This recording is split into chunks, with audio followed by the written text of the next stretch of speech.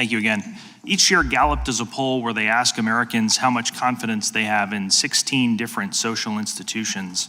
At the very top of the list is small businesses. 70% of Americans have confidence in those. The lowest rated group is the U.S. Congress. Only 8% of people trust Congress. It's also no shock, of course, that 83% of Americans support term limits. That includes huge majorities of Democrats, Republicans, and independent voters.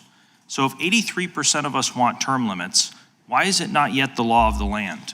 Because the permanent political class thinks that the American people are wrong. They think we're unsophisticated. They think we're not smart enough to decide this issue. I couldn't disagree more. I think the American people can see exactly what is happening here. In the real world, we are surrounded by change, by progress, by evolution. Technology doubles every year. The only thing that never changes and never adapts is Congress.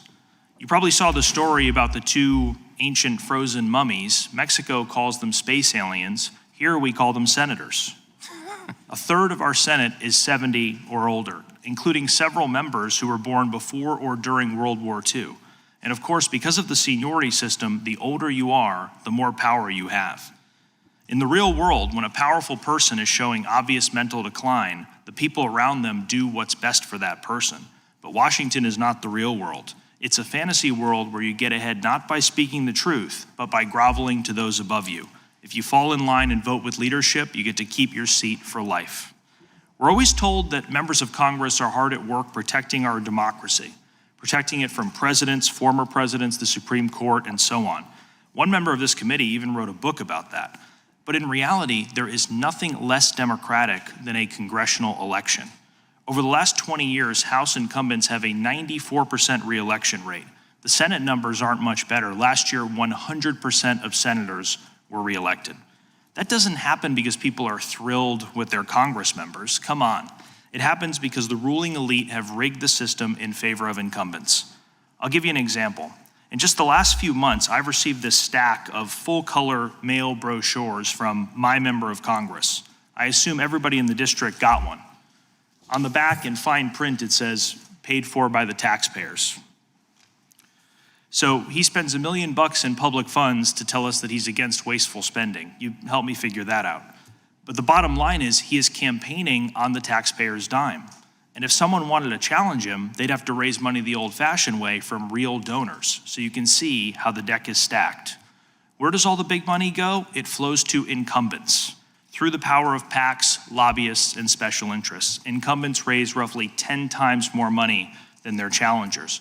That's to say nothing of all the other advantages they hold, like free media, name recognition, and a staff of 20 people who are basically a government-funded campaign team. This very committee has held hearings where politicians have asked, is Mark Zuckerberg too powerful, or is Elon Musk too powerful? I think it's time we started asking, is Congress too powerful? Look what's happening to Google right now. When a private business uses its power to eliminate the competition, it's called a monopoly, it gets fined, and maybe even shut down. But when a member of Congress does the same thing, they get reelected. It's a double standard. So the game has been rigged, and as a result, only about 15% of congressional elections are actually competitive. Our most senior members run with phony opposition, similar to how Vladimir Putin and Xi Jinping managed to stay in power. Is it any surprise voter apathy is reaching record highs, and people are increasingly saying, I don't feel like my vote matters, I don't have faith in our elections, we need to fix this. A constitutional amendment for term limits is the only way forward. It will create open seats, lower the barriers to entry, and provide us with a citizen legislature as our founders intended. It has to be a 6-year limit in the House and a 12-year limit in the Senate, because that is what the American people, your employers, demand. Fortunately, 112 members of the House have already signed a pledge to support this specific term limits amendment and nothing longer. If the bill gets amended to a longer limit, voting for it would be breaking that pledge. I believe this upcoming vote on term limits will be a defining moment for our country. The ball is in your court. You get to decide how history will remember you. Will you be remembered as the rich men north of Richmond, as the punchline to every joke, as the people with an 8% approval rating that nobody can stand? Or will you be remembered as the modern-day George Washington? When Washington had the opportunity to become a king, he said no, because he believed in this country and he trusted in its people. He knew there was a time to step aside and let new leaders emerge. For our generation, now is that time. Thank you, and I'm happy to answer any questions.